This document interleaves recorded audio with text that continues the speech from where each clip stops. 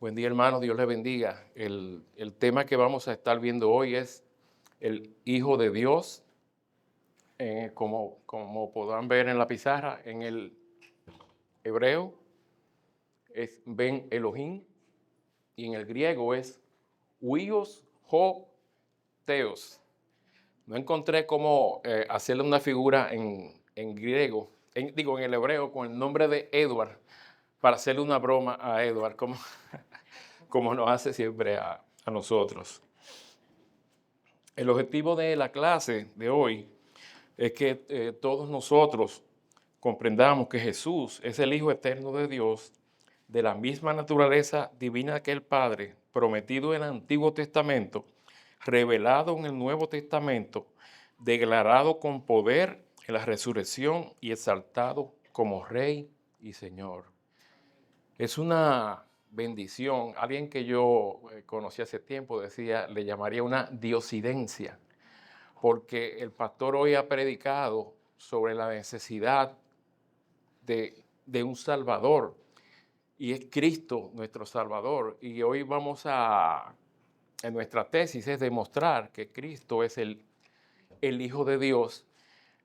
Como hemos visto en teología sistemática, una doctrina no es apartada, no es sola en la palabra de Dios, sino que todas se combinan, se complementan, gracias hermano, y hacen una idea.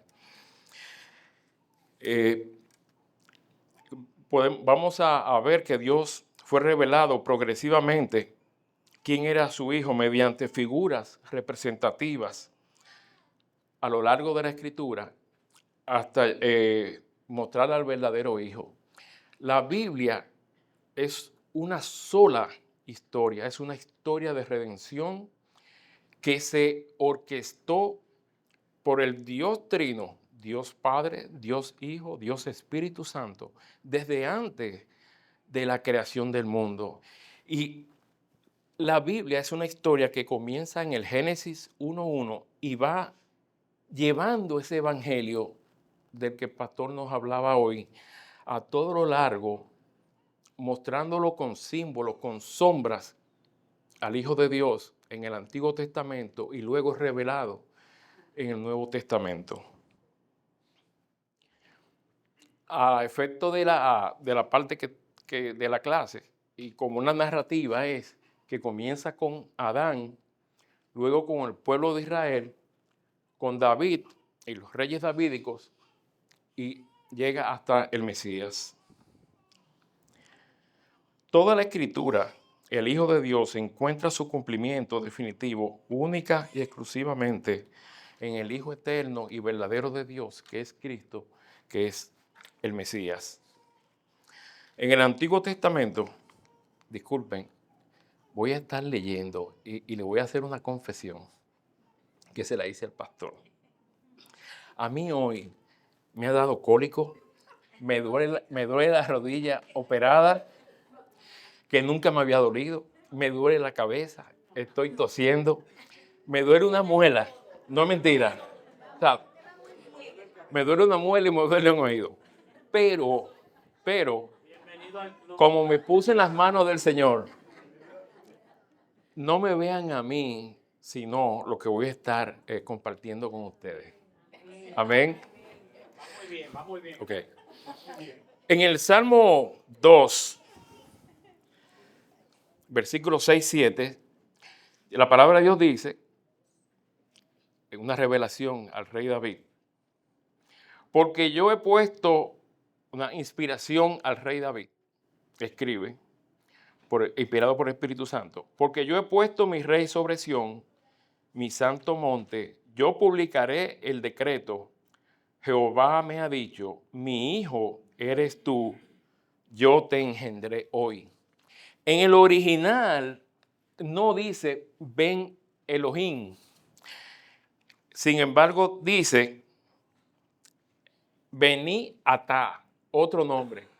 Pero todos los teólogos, pero principalmente todos en el Nuevo Testamento, todo el que se refería a ese Salmo 2:7, que hablaba como el Hijo de Dios, no decía Ben Atá, sino decía Ben Elohim. Aunque se escribe Ben Atá, todo el que hablaba en el Nuevo Testamento se referían era a Ben Elohim como Hijo de Dios. Y más adelante vamos a ver por qué lo hacían.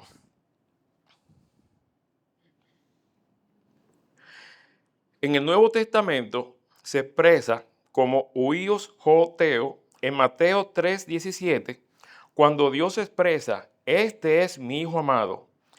En el idioma original se escribe más largo, porque es una expresión completa que Dios da. Este es mi Hijo amado en quien tengo complacencia. Pero aparece el huios o teos, el cual es el título mesiánico y divino asociado al Hijo único de Dios que desarrolla Juan en los capítulos 1 y 5, es donde más podemos encontrarlo. Bíblicamente, hijo comunica una relación, semejanza, representación, herencia. Aplicado a Jesús no significa que Él fue creado, sino que no fue creado ni inferior al Padre, sino que revela su relación eterna con Dios, su misma naturaleza divina, su carácter y su autoridad. No es igual que como son un hijo nuestro, que cuando es hijo no tiene las mismas características o atributos que tenemos nosotros. Pero con respecto al Señor Jesucristo, Él sí tiene la misma naturaleza. Recuerden que Él es la segunda persona de la Trinidad, que es Dios. El primero es Dios Padre, Él es Dios Hijo y está Dios Espíritu Santo. Es tres personas, una misma esencia. En el Antiguo Testamento vamos a ver cómo Adán, Israel, David y los descendientes de David, ungidos como reyes, ejercían como hijos representativos de Dios. Estas figuras no son el cumplimiento final de la promesa, sino que son sombras, figuras que representan la expectativa del verdadero Hijo de Dios, el Dios prometido.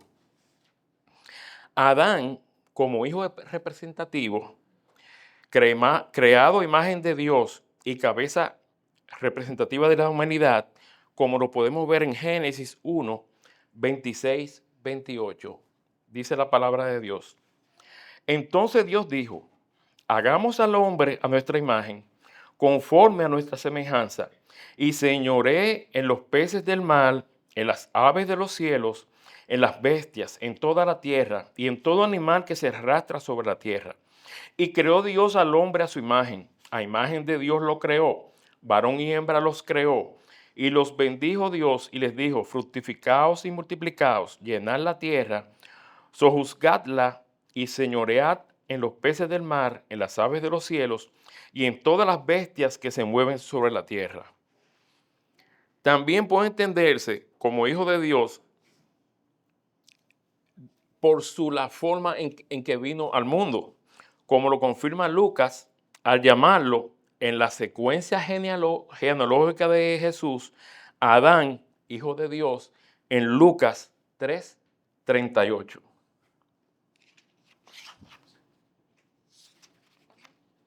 Bueno, ese es el pedacito, ese es fácil, lo pueden anotar. Lucas 3:38 termina esa genealogía de Jesús con Adán, hijo de Dios.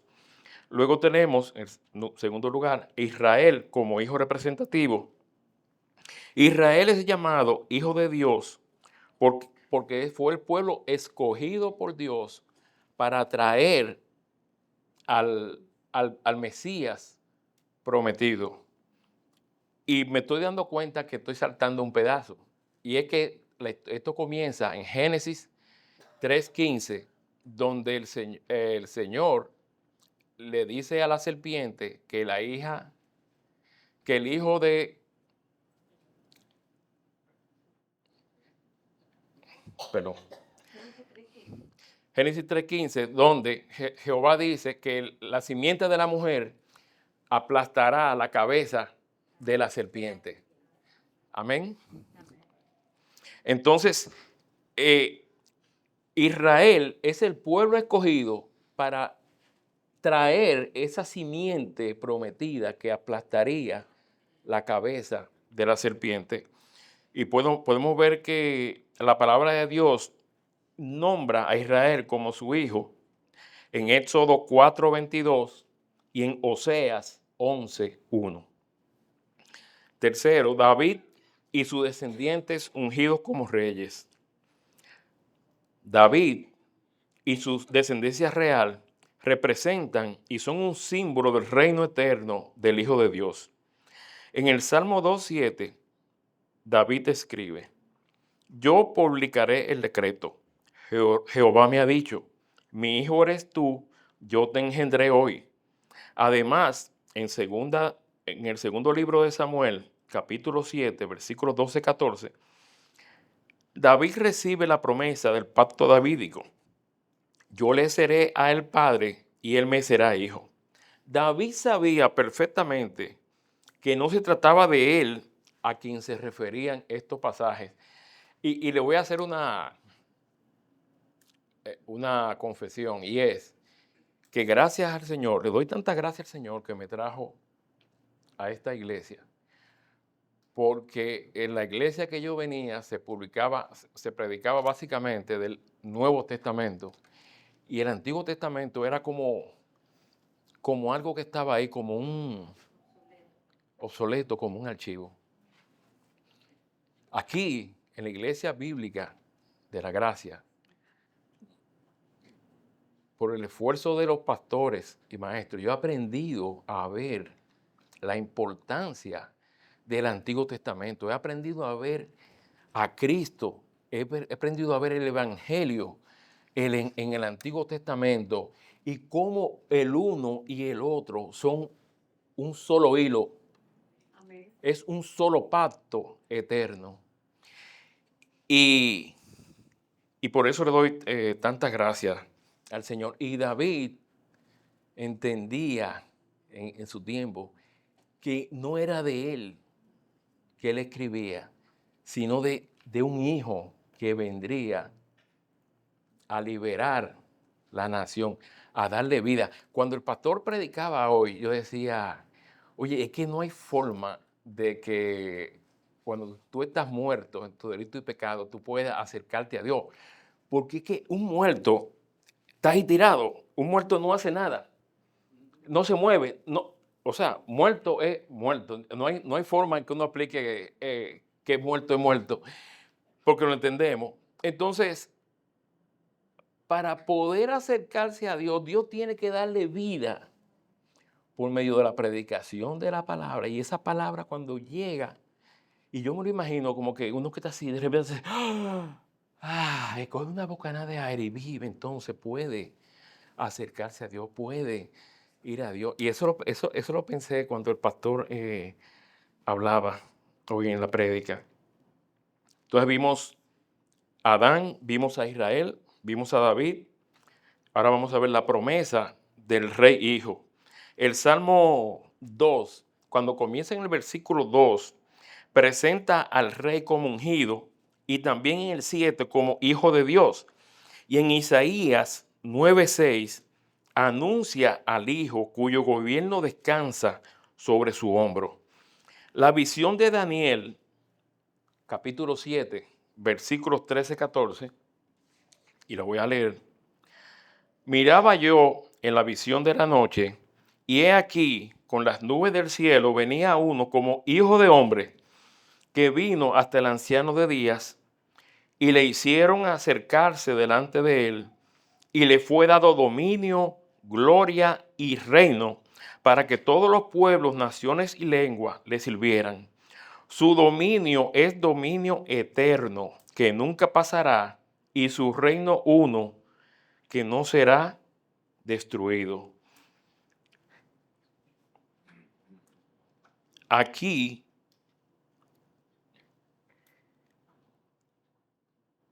amplía esta esperanza al mostrar que el Hijo del Hombre, recibiendo el trono celestial, dominio, gloria y poder eterno, y esto lo hace en alusión a la visión que le fue dada a Juan, o no en alusión, sino que se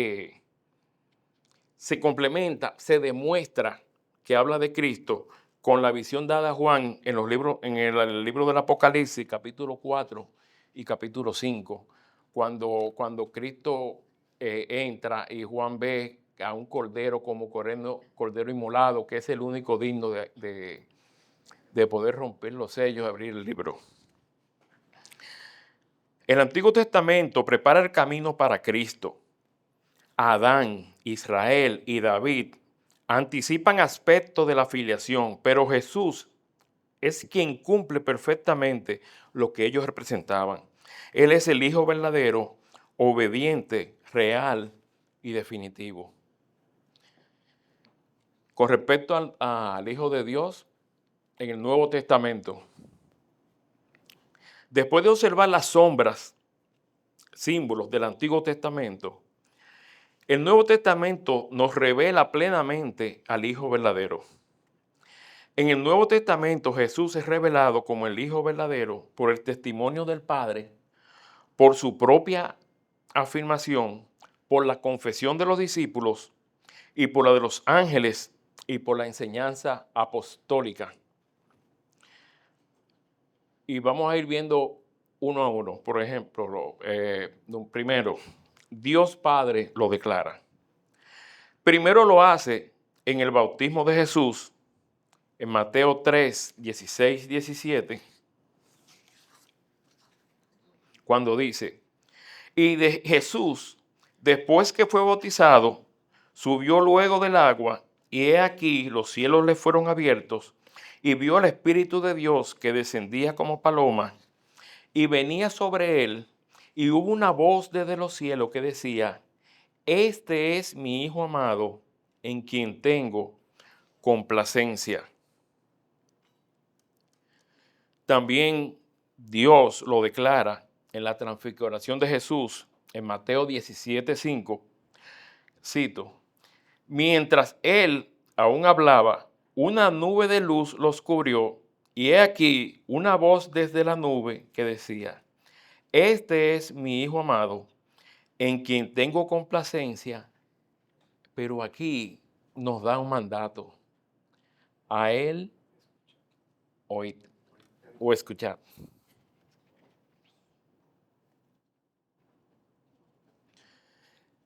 En estos dos pasajes podemos ver que Dios confirma que Jesús es el Mesías de la promesa y que posee una relación única con Él. Todos los que estaban ahí cuando en esas dos oportunidades, tanto los discípulos en Mateo 17, como el pueblo que estaba siendo bautizado por Juan y los que estaban alrededor, que oyeron esa voz de Dios diciendo que ese era su Hijo amado, entendieron que ese era el que se mencionaba en el Salmo 2, versículo 7. De ahí viene la conexión y el cumplimiento de lo que se anunciaba en el Salmo 2, 7. Se revela tanto en Mateo 3, 16, 17 como en Mateo 17, 5. Jesús mismo confirma que eres el Hijo de Dios. Jesús se identifica como Hijo de Dios en múltiples oportunidades. Solamente voy a citar algunas. En Juan 10, 36, cuando los judíos querían apedrear a Jesús, Jesús le hace un cuestionamiento y en el cuestionamiento al final dice, estoy parafraseando, déjame no parafrasear y leerlo.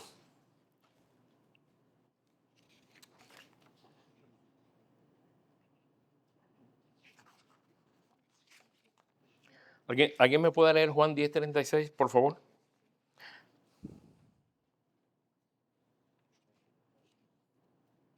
Al que al Padre santificó y dio al mundo, vosotros decís, tú blasfemas, porque dije, hijo de Dios soy. Amén. Eso viene porque Jesús sana a un paralítico en día de reposo y los judíos recriminan porque por qué Jesús hacía eso en un día de reposo. Y ahí eso comienza en el versículo 30 aproximadamente, esa conversación entre Jesús y los judíos. Y al final, él se identifica como hijo de Dios.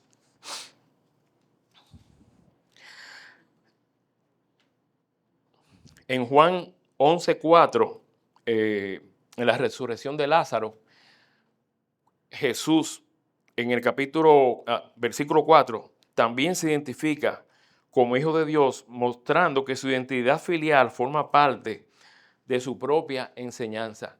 Recuerden que Jesús utilizaba todo tipo de situación y enseñaba con parábolas, enseñaba con historias. Pero en este caso, cuando Marta le dice que su hermano está enfermo, que si hubiera llegado pronto, Jesús le dice que este tipo de cosas pasan, estas calamidades, para demostrar que Él es el Hijo de Dios. En Juan 3, versículos del 13 al 18, explica el motivo de su estadía terrenal.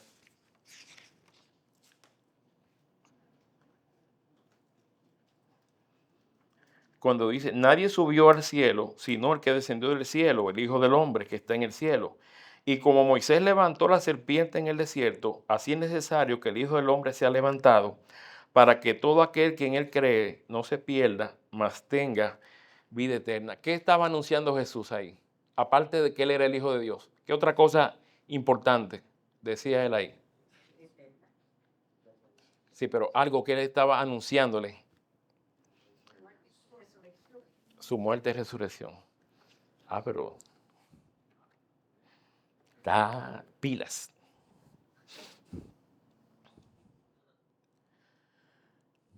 Luego en Mateo 26, versículos del 63-64, cuando el sumo sacerdote le exige que diga si él es el Cristo, el Hijo de Dios, Jesús les responde, tú lo has dicho, confirmando su identidad divina y anunciando su autoridad. Ahora veamos, sus discípulos lo confiesan. Los discípulos reconocen a Jesús como el Hijo de Dios al adorarlo después de ver su autoridad sobre el mar, cuando calmó las olas, en Mateo 14:33, calmó las olas, la tempestad. Pedro lo confiesa como el Cristo, el Hijo del Dios viviente, en Mateo 16:16. Natanael lo llama Hijo de Dios y Rey de Israel, en Juan 1:49. Marta le responde a Jesús en Juan 11:27, sí, Señor, yo he creído que tú eres el Cristo, el Hijo de Dios, que ha venido al mundo. Ahora vemos que el ángel Gabriel lo anuncia. En Lucas 1, versículos 26-35.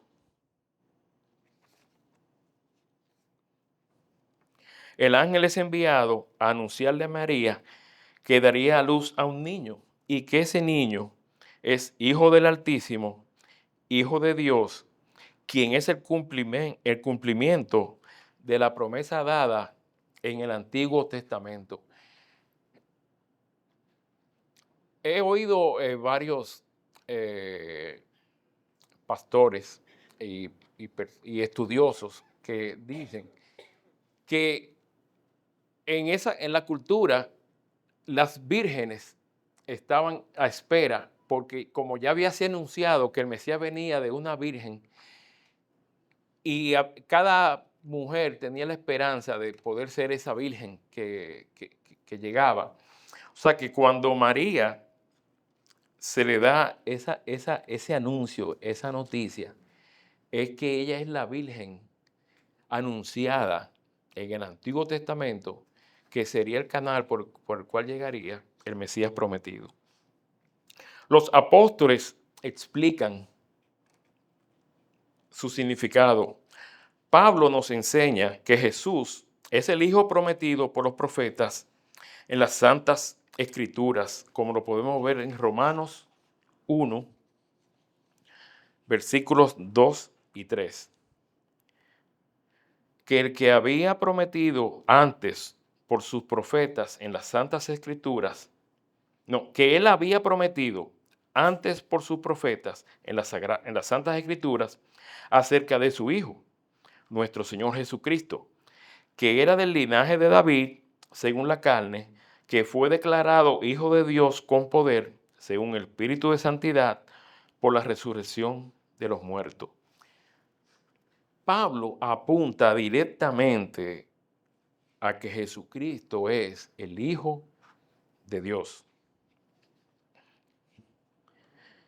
También enseña que se entregó a sí mismo para salvación y vive en los que en él creen, como lo podemos ver en Gálatas 2:20, y declarado Hijo de Dios con poder por la resurrección, como lo vimos en Romanos 1:4. Juan, el evangelista, afirma que el Hijo es eterno y no creado, porque el Verbo era Dios, dice la palabra de Dios, y todas las cosas por él fueron hechas. Eso lo vemos en el Evangelio de Juan capítulo 1. Además, abunda o escribe Juan, el Hijo ha dado a conocer al Padre, Juan 1:18, el Hijo hace las obras del Padre, el Hijo da vida, el Hijo juzga en nombre del Padre y recibe la misma honra. Eso lo podemos ver en Juan 5:17-23. Y voy a leer porque aquí encaja varias cosas. Juan 5:17-23. Y leo. Y Jesús le respondió, mi Padre hasta ahora trabaja y yo trabajo. Por esto los judíos aún más procuraban matarle. Pero no solo quebrantaba el día de reposo, sino también que decía que Dios era su propio Padre, haciéndose igual a Dios. Respondió Jesús y les dijo, de cierto os digo, no puede el Hijo hacer nada por sí mismo, sino lo que ve hacer al Padre, porque todo lo que hace, lo que el Padre hace, también lo hace el Hijo igualmente, porque el Padre ama al Hijo y le muestra todas las cosas que él hace, y mayores obras que éstas le mostrará, de modo que vosotros os maravilléis. Porque como el Padre levanta de los muertos y les da vida, así también el Hijo a los que quiere da vida. Amén, gloria al Señor. Porque el Padre a nadie juzga, sino que todo el juicio dio al Hijo, para que todos honren al Hijo como honran al Padre. El que honra al Hijo, el que no honra al Hijo, no honra al Padre que le envió. Entonces ahí vemos que el Hijo hace las obras del Padre, que el Hijo da vida, que el Hijo juzga. Le ha sido dada por el Padre la autoridad para juzgar. Y el Hijo recibe la misma honra que el Padre. Igualmente afirma que Dios permanece en todo aquel que confiesa que Jesús es el Hijo de Dios, como lo podemos ver en la primera carta de Juan, capítulo 4, versículo 15.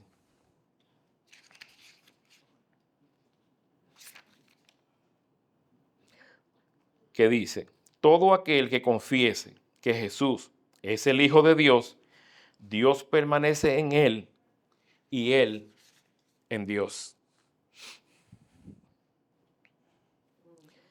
El Nuevo Testamento enseña que Jesús es el Hijo eterno prometido en las Escrituras, de la misma naturaleza del Padre, revelador perfecto de Dios y digno de fe, adoración y obediencia. Vamos a ver al Hijo ahora en la resurrección y exaltación. La resurrección no convierte a Jesús en el Hijo de Dios, sino que lo declara públicamente con poder como el Hijo eterno, Mesías prometido y Rey exaltado. Veamos primero, declarado Hijo con poder. Pablo, como ya vimos en Romanos 1:4, enseña que Jesús fue declarado Hijo de Dios con poder por la resurrección de entre los muertos. Esto no significa que Jesús comenzó a ser hijo en la resurrección, sino que su identidad eterna fue manifestada públicamente con autoridad y victoria. Es como cuando hay una escultura tapada y podemos imaginarnos lo que hay detrás del telón, pero cuando quitamos el telón vemos claramente la escultura, guardando las diferencias, ¿verdad? Solo como ilustración. Lo que pasa es que yo lo miro a ustedes, pero miro al pastor Jorge. Por suerte, él me dijo que hay una persona que estuvo antes de nosotros, que cuando él hacía así, era, te quemaste. Y él me prometió que él no me iba a hacer eso.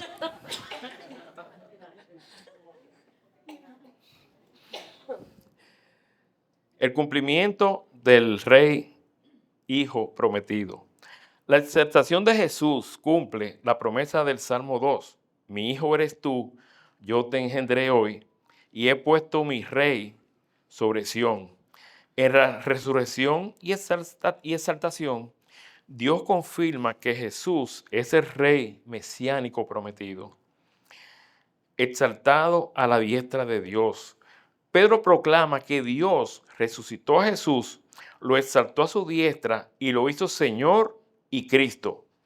Eso fue el día de Pentecostés en Hechos 2, versículos 32-36. Esto muestra que a quien habían crucificado los judíos ha sido vindicado y entronizado como Señor sobre el pueblo de Dios y toda la creación. El Hijo de Dios con autoridad universal y como cabeza de la iglesia. Pablo afirma que Dios resucitó a Cristo de los muertos y lo sentó a su diestra en los lugares celestiales, sobre todo principado y autoridad y poder y señorío, y sobre todo nombre que se nombra, y sometió todas las cosas bajo sus pies, y lo dio por cabeza sobre todas las cosas a la iglesia. Eso lo podemos ver en Efesios 1, versículos del 20 al 23.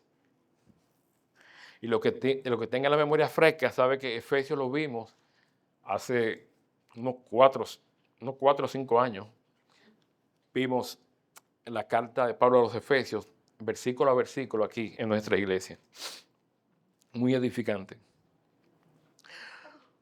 Su entronización no es simbólica solamente, implica autoridad real sobre toda creación y señorío sobre la iglesia.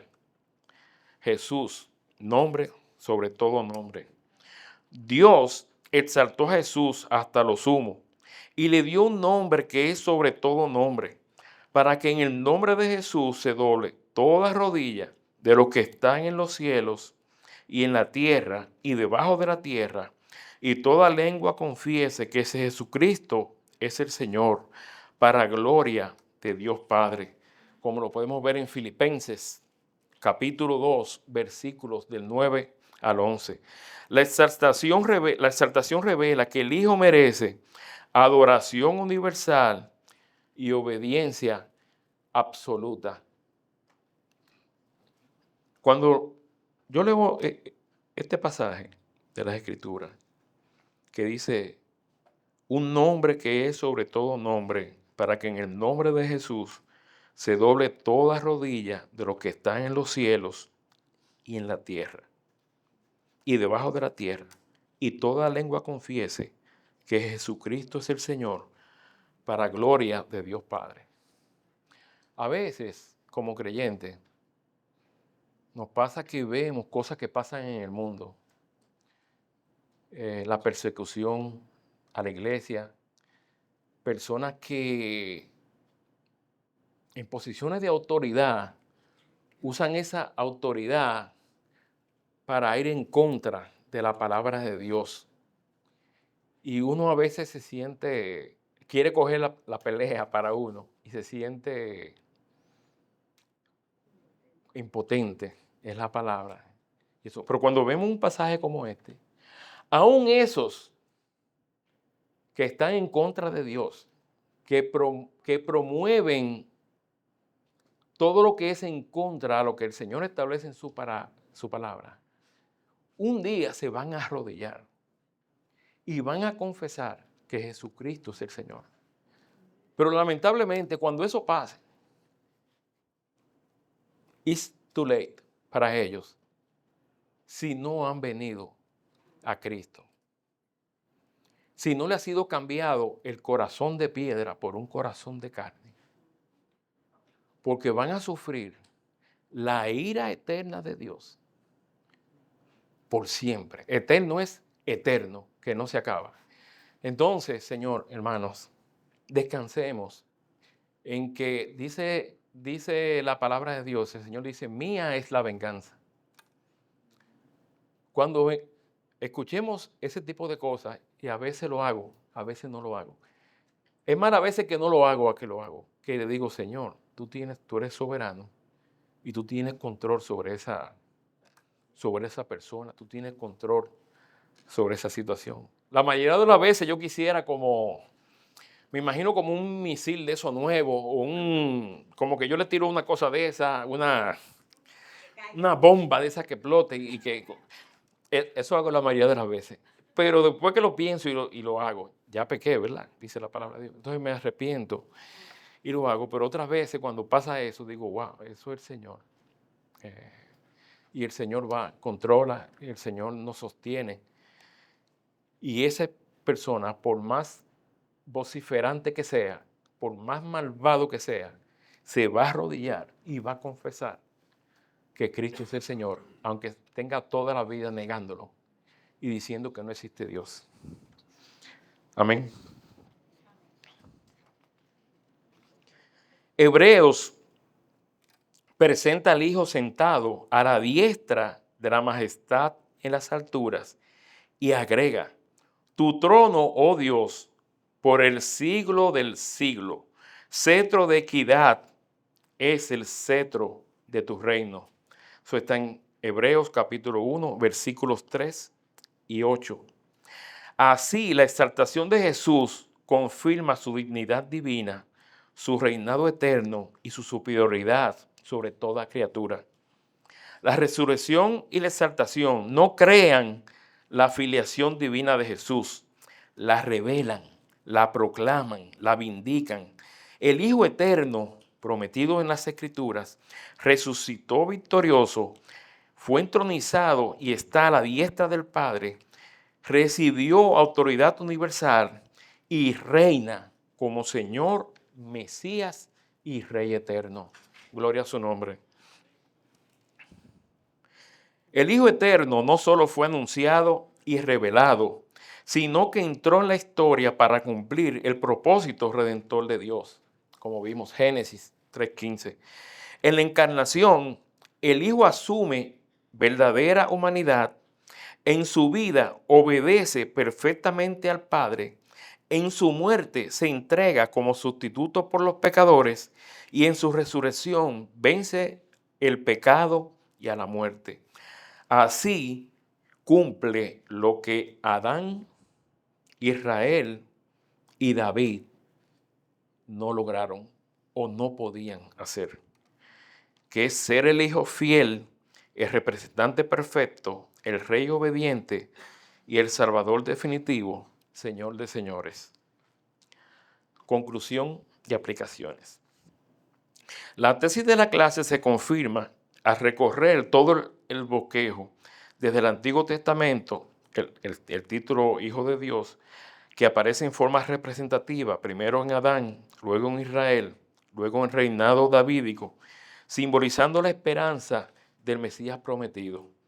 En el Nuevo Testamento, Jesús es revelado como el cumplimiento de la promesa, el Hijo amado, eterno y no creado, quien comparte la gloria, la autoridad y la naturaleza divina del Padre, y vendría para dar vida a su pueblo, y en su resurrección y exaltación es restaurado a la diestra del Padre, recibe autoridad universal y reina como Señor, Mesías y Rey eterno. Además, el testimonio que leímos del Padre, quien lo declara a su Hijo, Jesús mismo, quien se identifica como Hijo de Dios, y sus discípulos lo reconocen y confiesan como el Hijo del Dios viviente. Por tanto, Dios en su palabra establece que Jesús es verdaderamente el Hijo de Dios, el cumplimiento perfecto de la promesa, el Señor exaltado y el centro de la fe, la adoración, la misión nuestra como creyentes y la esperanza de la iglesia. Ante esta verdad, la iglesia debe responder con adoración. Cuando el pastor dijo wow, o sea, cuando entendemos que no había nada en nosotros, que cuando Adán pecó, por default, todos nacemos muertos. Y que no teníamos esperanza, que no merecíamos nada, que no éramos nada, cadáveres, muertos. Y que Dios Hijo, la segunda persona de la Trinidad, se encarna como humano, siendo perfectamente humano, pero perfectamente Dios, vive una vida de obediencia al Padre, una vida de comunión con el Padre, muere, y como decía el pastor, haciéndose el pecado, un pecado que no era de él, sino que era de todos nosotros, y luego resucita.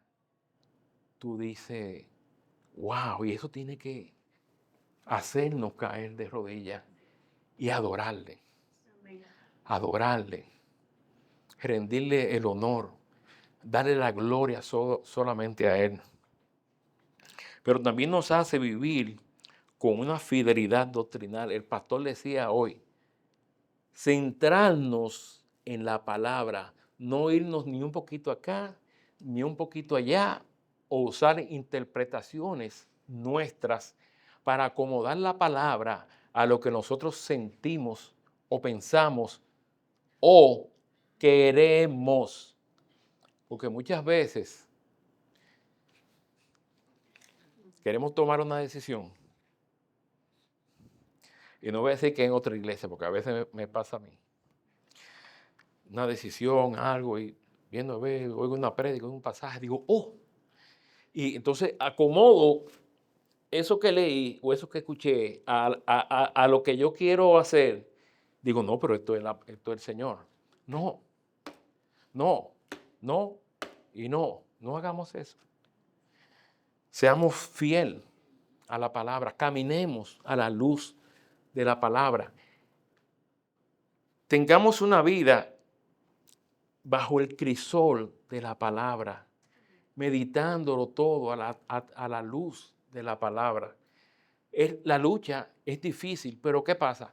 Que mientras más nos nutrimos leyendo la palabra, memorizando la palabra, estudiando la palabra, cantando la palabra como hacemos aquí, pero no solamente los domingos, en nuestro día a día, nutrirnos con la palabra. A medida que nos nutramos con la palabra, cuando vengan las interrogantes a nuestra vida, cuando vengan las decisiones, lo primero que nos va a llegar a la mente por medio del Espíritu de Dios es la palabra. Entonces vamos a responder bíblicamente a lo que se nos presenta. También tenemos que vivir en unidad de espíritu. Y ahí espero que tengan pendiente y tengan sus notas de la clase que recibimos sobre la coinonía de la iglesia. Que la coinonía no es solamente lo que hacemos en el Día de las Madres o hacemos el Día de los Padres, que hacemos el barbecue y comemos carne y todo eso. Fue una clase maravillosa. A mí me impactó mucho la clase, la inició el pastor Jorge, eh, sobre lo que es la verdadera coinonía de la iglesia, que es lo que la palabra nos llama a cómo vivir en las alegrías, pero también en la tristeza. Que demos todo nuestro hombro a la familia Salgado. En este momento me decía Eduard que también su abuelo, o sea, murió su abuela, pero también su abuelo está interno, tiene un par de semanas interno, más entonces también su esposa. Y es la coinonía cuando nos acercamos a Él y le damos nuestro hombro para que Él se apoye en nosotros como iglesia. Pero también está nuestra misión, que es ser sal y luz del mundo. Debemos proclamar el Evangelio de Cristo con nuestras palabras, con nuestros pensamientos, con nuestras acciones y actitudes. La Biblia nos llama a ser intencionados. Dice la Biblia, ser solícitos en estas cosas y con esperanza, que es la esperanza eterna que tenemos de que Cristo regresará y que todo lo que estamos viviendo hoy día es algo temporal y que nuestra vida va a ser en gloria junto con Cristo en ciudad celestial. Amén. Para despedirnos, quiero informarles que hay una tarea. La tarea, y tomen nota porque no soy yo que voy a corregir la tarea, es el pastor Jorge, la semana que viene, es que lean Gálatas capítulo 4, versículos del 4 al 7. Y se lo voy a leer ahora. Pero cuando vino el cumplimiento del tiempo, Dios envió a su Hijo, nacido de mujer y nacido bajo la ley, para que redimiese a los que estaban bajo la ley, a fin de que recibiésemos la adopción de hijos. Y por cuanto sois hijos, Dios envió a vuestros corazones el espíritu de su Hijo, el cual clama, Abba, Padre. Así que ya no eres esclavo, sino hijo. Y si hijo, también heredero de Dios por medio de Cristo. Hermanos, tome sus notas de la prédica del pastor y lo que puedan haber tomado de mis notas de hoy.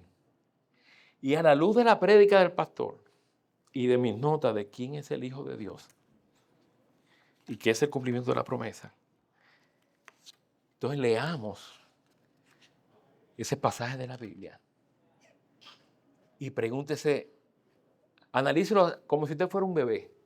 Ven acá, entonces Jesús es el Hijo y ahora por el Hijo yo soy hijo y tengo una herencia. Hermano, esta semana medite en su herencia.